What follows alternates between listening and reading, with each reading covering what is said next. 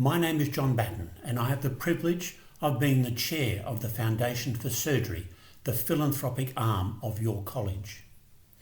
We live in a country whose health system has had the capacity to manage the recent COVID crisis.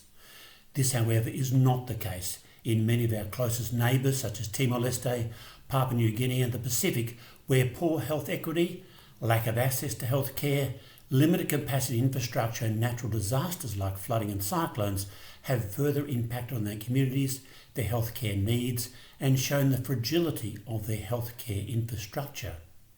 The health equity gap is further emphasised by the inequity in the global COVID vaccine rollout.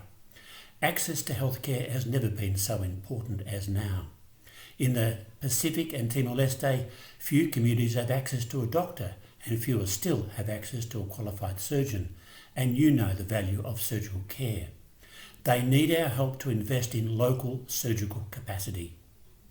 In a country like Vanuatu, there are only 4 surgeons. One of those is Dr. Trevor, who I have the pleasure to work with over the last 10 years. You might remember Dr. Trevor's request in my recent letter. He said simply, "Too many kids simply do not make it. We need more training, more surgeons, and more systems will make us significantly more effective." Through our programs and with your assistance, we can support surgical colleagues like Trevor who are committed to their communities to build their infrastructure, train more surgeons and set up national health plans. They can't do it on their own.